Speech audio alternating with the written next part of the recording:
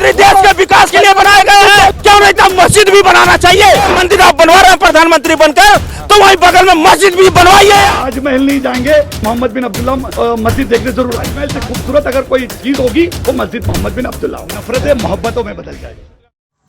सलाम दोस्तों, 6 दिसंबर 1992 ये वो दिन था जब कुछ असामाजिक लोगों ने 500 साल पुरानी बाबरी मस्जिद को तोड़ने की कोशिश की थी। इस मस्जिद का विवाद आज से नहीं, सालों से नहीं, बहुत दशकों से चला। लेकिन इस 1992 के इंसिडेंट के बाद पूरा भारत मानो जैसे आग में जल रहा था। कई जगह पर दंगे हुए, कर्फ्यू हुआ और कई जगह पर मासूम लोगों की हत्या भी कर दी गई और बहुत से सरकारी साधनों को भी जलाया गया।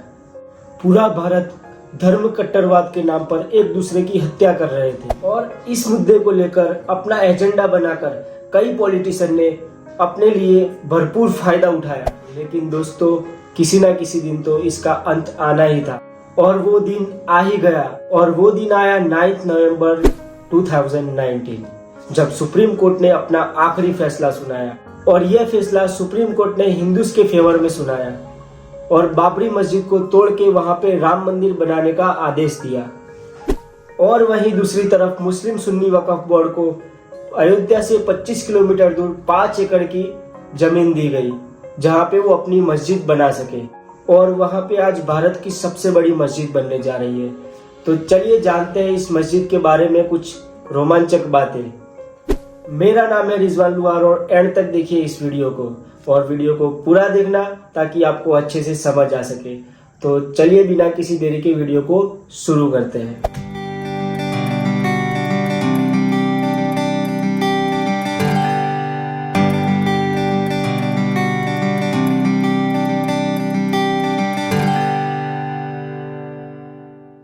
सुप्रीम कोर्ट के फैसले के तुरंत बाद 2019 में ही सुन्नी वक्फ बोर्ड ने IICF की स्थापना कर दी। IICF Indo Islamic cultural foundation है जो कि मस्जिद के निर्माण के लिए बनाया गया है और इसके फाउंडेशन के लिए कुल 15 मेंबर चुने गए हैं। इस मस्जिद का नाम सबसे पहले अहमदुल्ला साद के नाम पे रखा जाने वाला था, जो कि 1857 में सबसे पहले स्वतंत्रता की लड़ाई लड़ी गई थी, उसके लीडर रह चुके थे। लेकिन अराफत शेख जो कि इस फाउंडेशन के ट्रस्टी है, उनका कहना है कि इस मस्जिद का नाम ना ही किसी राजा के नाम पे होगा और ना ही किसी आम इंसान के नाम पे होगा। इस मस्जिद का नाम उसके नाम पे होगा जिसने पूरी दुनिया में इस्लाम को फैलाया, यानी कि इस्लाम धर्म के प्रोफेट हजरत मोहम्मद सल्लल्लाहु अलैहि वसल्लम के नाम पे इस मस्जिद का नाम मोहम्मद बिन अब्दुल्ला रखा गया है। दोस्तों, इस मस्जिद की ज़मीन को लेकर भी बहुत से विवाद सामने आए हैं और बहुत से लोगों ने आपत्तियां भी जताई है।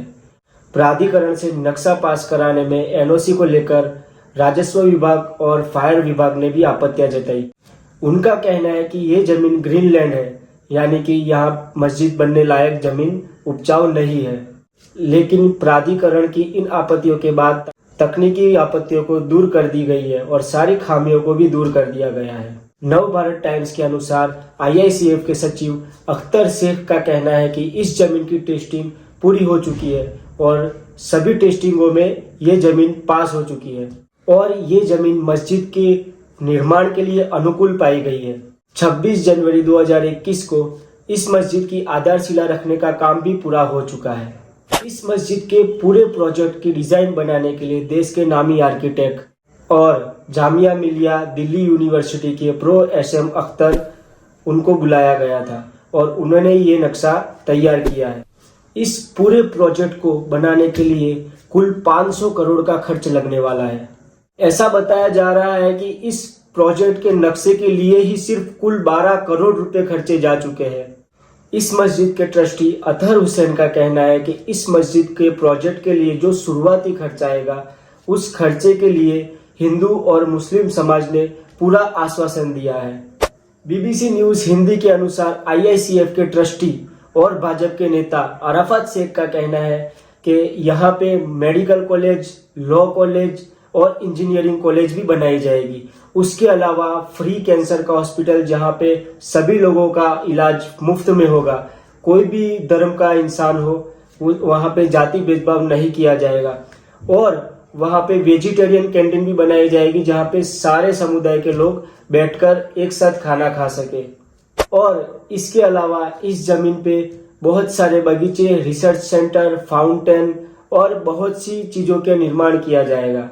और वहाँ पे म्यूजियम भी बनाया जाएगा जिसमें 1857 की स्वतंत्रता की पहली लड़ाई को प्रदर्शित किया जाएगा। तो चलिए अब मस्जिद के बारे में कुछ रोमांचक बातें जानते हैं। इस मस्जिद का नाम हम मुसलमानों के लिए बहुत ही खास है क्योंकि इस मस्जिद का नाम हमारे प्रॉफेट मोहम्मद सल्लल्लाहु अलैहि वसल्लम के नाम पे रखा गया है। इस मस्जिद में कुल 5 मीनार बनाए जाएंगे। ये 5 मीनार इस्लाम के सबसे महत्वपूर्ण सिद्धांतों को दर्शाता है। सबसे पहला सिद्धांत है कलमा, ला इलाहा इल्लल्लाह मुहम्मदुर रसूलुल्लाह सल्लल्लाहु अलैहि वसल्लम। इसका मतलब है कि मैं गवाही देता हूँ कि अल्लाह के सिवा कोई इबादत के लायक नहीं और प्रॉफेट मोहम्मद अल्लाह के बंदे और उनके रसूल हैं।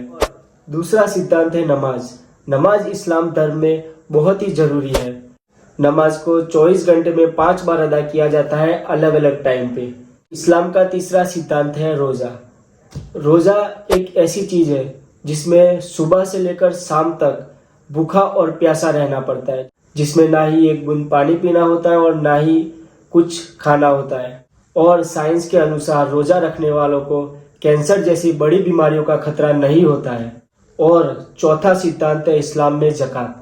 ज़कात यानी कि गरीब लोगों की इस तरह मदद करना कि अगर हम इस हाथ से किसी को दे रहे हैं तो अपने इस हाथ को भी पता नहीं चलना चाहिए। इस तरीके से गरीब लोगों की मदद करते हैं, उसे ज़कात कहते हैं। और इस्लाम का 5वां सबसे बड़ा सिद्धांत है हज। तो हज करने के लिए इस्लाम के 2 सबसे पवित्र और सबसे बड़े धर्मस्थल मक्का और मदीना जाना होता है। वहां जाके हज को पूरा करना होता है। तो दोस्तों ये थे मस्जिद के 5 मीनारों के सिद्धांत। दोस्तों अराफात शेख का कहना है कि ये मस्जिद ताजमहल से भी खूबसूरत होगी। लोग ताजमहल नहीं देखेंगे लेकिन ये मस्जिद देखने जरूर आएंगे। और इसके अलावा इस मस्जिद के अंदर दुनिया की सबसे बड़ी कुरान रखी जाने वाली है और जिसकी जिल्द यानी कि उसका कवर भगवा रंग का होगा। दोस्तों हिंदू धर्म में केसरी रंग का बहुत ही महत्व है, लेकिन बहुत ही कम मुसलमान ये जानते हैं कि हिंदुस्तान की सबसे बड़ी दरगाह अजमेर शरीफ में जिनकी मजार स्थित है ख्वाजा मोइनुद्दीन चिश्ती, उनकी पगड़ी का और साल का कलर भी केसरिया हुआ करता था। इस वजह से इस कलर को चिश्ती कलर भी कहा जाता है। और मोहम्मद बिन अब्दुल्ला जो ये मस्जिद है वो भारत की सबसे बड़ी मस्जिद होने वाली है और इस मस्जिद में 9000 लोग एक साथ नमाज पढ़ेंगे। कैपेसिटी के आधार पर यह मस्जिद दूसरे नंबर पर आती है। पहले नंबर पर दिल्ली की जामा मस्जिद आती है जहां पे 25,000 लोग एक साथ नमाज पढ़ सकते हैं। इस प्रोजेक्ट की सबसे बड़ी खासियत यह है कि यहाँ पे कोई भी धर्म का व्यक्ति बिना किसी आपत्ति के पूरे एरिया में घूम सकता है। इस मस्जिद को बनाने के लिए तकरीबन 4 से 5 साल का समय लग सकता है। अराफात शेख का कहना है कि इस मस्जिद के निर्माण के बाद दुनिया के जो बड़े बड़े मस्जिदों के इमाम हैं उनको यहाँ पे आमंत्रित किया जाएगा और उसमें मस्जिद हरम के इमाम को भी बुलाया जाएगा जो कि मक्का के अंदर नमाज पढ़ाते हैं। और उनका कहना है कि मस्जिद की पहली नमाज हरम के इमाम ही पढ़ाएंगे ताकि मुसलमानों के अंदर एकता बनी रहे। अराफात शेख का कहना है कि हम इस प्रोजेक्ट के डोनेशन के लिए सड़क पर नहीं घूमेंगे। इसके लिए बहुत जल्द एक QR कोड बनाया जाएगा जिसमें हर एक व्यक्ति अपने अनुसार डोनेशन कर सकेगा। तो दोस्तों आज का मेरे यह वीडियो यहीं पे खत्म होता है और आप कमेंट में जरूर बताना कि आपको वीडियो कैसा लगा और आपको अगर किसी और टॉपिक पे वीडियो चाहिए तो कमेंट में आप मुझे लिख सकते हैं। मैं उस टॉपिक पे आपके लिए रिसर्च करके वीडियो बनाऊंगा। तो दोस्तों अस्सलाम वालेकुम, जय हिंद।